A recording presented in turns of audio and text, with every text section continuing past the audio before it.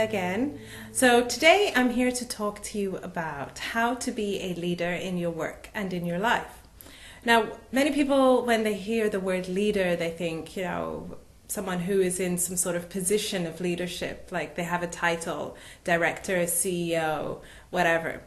What I'm talking about is nothing to do with that. I'm talking about personal leadership. I'm talking about being the person who leads your life, being the person who's responsible for your own happiness and success. So I'm going to share with you my 10 top tips of how to be a leader in your own work and in your own life. And these tips translates to all areas of your life. So tip number 1 is find out what turns you on and pursue it. What do I mean by that? Find your passion, of course. Life is nothing if you don't know what you're passionate about and you're not every day doing things to move you towards it or to experience it. For me personally, my passion is helping people and particularly empowering women.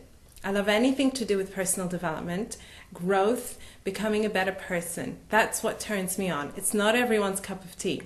So for you, it might be art, it might be photography, it might be family, it might be accounting, whatever it is, it's personal to you. It doesn't matter what everyone else thinks. But I want you to figure it out, find out what really turns you on, what really gets your juices going. In my work at Women Inc., I would do this job for free. I love it. I love helping people. I love connecting with people. And I couldn't imagine myself doing anything else. It's really what drives me. I'm lucky in that my passion is also my work. For some of us, our passion isn't our work, and that's okay as well. All you have to do is to make sure that you are incorporating your passion into your daily life all the time so that you always feel juiced about life. Tip number 2, model your mentors. What do I mean by that? When you're wanting to pursue something, you have to remember that there's probably someone out there in the world doing what you want to do to a really high standard. So you don't have to recreate the wheel if you want to do something to a high standard. You just have to follow what they're doing. Find out who is the leader in the area that you want to be working in, or the goal that you have. Who is the leader in that area, and find out what are the things that make them successful. It could be anything from the way they communicate to the techniques they use, the equipment they use. For me personally, my mentors include people like Oprah Winfrey, Tony Robbins, anyone really in the area of personal development and growth. It also includes people like Martin Luther King, Gandhi, Robin Sharma, Deepak Chopra, people who are constantly trying to encourage others to do their best. So these are all very different people from different walks of life. But I find the things that are common for all of them are, they have set goals for themselves, they have a lot of integrity, they live according to their values, they do what is true for them, and they push themselves harder than anyone else would push them. So find out who are the role models in your area. Who are the role models who are doing what you want to do? And what is it that they're doing that makes them so successful at that? When you find out those things, just copy them. Just do it exactly as they're doing it. Do it in your style, and you will be successful in that. Tip number 3, always plan your success. Success and happiness and peace and joy, these are not things that are just going to suddenly pop up one day and happen by accident. Success happens because it's planned, because people are constantly moving forward, taking steps every day to move forward towards their goal so that they become successful in it. So if you are someone who, for example, wants to start a business, or you want to study a new course, you want to transition to a new career, you want to transform your health, whatever it is, you always have to have a plan for moving forward with it. Okay? So plan your success, set yourself goals which are inspiring to you, which are motivating for you, and move forward in it. The best thing for having a plan and making sure that you actually do follow in it is make sure you have an accountability partner as well. Someone who is going to make sure that you do stick to the plan, that you do move forward on it, especially on those days where you're probably feeling demotivated or you've kind of lost some of the energy. You need someone who you can turn to, a close friend, colleague that you really trust, a family member, or a coach. A life coach or a health coach is really, really helpful for that. Someone who you can say, kick me up the butt when I'm not moving forward in what I'm supposed to be doing. Tip number 4, action, action, action. Success is not going to happen if you're not every day taking action towards it. As a mompreneur, I always describe myself as a mompreneur because I feel like I have 2 babies. I have my 2-year-old daughter, but I also have my business, which is also my baby. So having to balance all that, plus my personal life and everything else, means that I constantly need to be taking action. People describe me as being, the busiest person they know. And that's what it takes. That's what it takes to be able to actually experience all the success that you want, is to be constantly taking action. Not just sitting, planning, thinking about how you're going to do it, but actually just doing it. Tip number 5, self-motivation.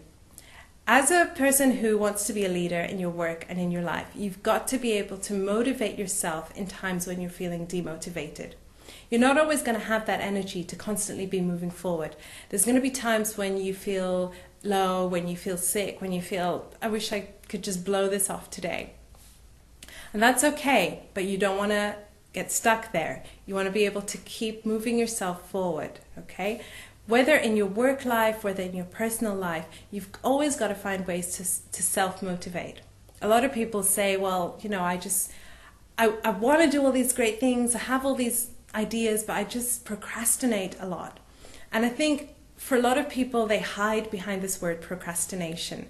So it's sort of a blanket excuse for, I can't do it because I'm stuck in this thing called procrastination. And I say that's just, it's just an excuse. You need to find ways to self-motivate yourself.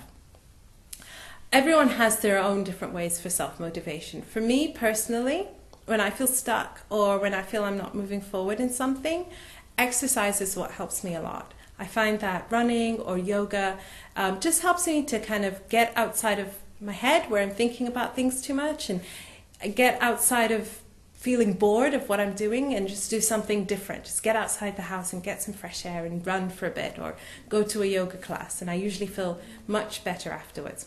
So find your way of self-motivation and make sure that it's a healthy way of self-motivation, okay, so that it will keep you moving forward. Tip number 6, self-care. It's really important that you take care of yourself. I am a person I would describe as being a high achiever. I have a lot of goals, I have a lot of things that I want to achieve, but in times when I neglect myself, when I don't take care of myself properly, what happens is I get run down, I get sick.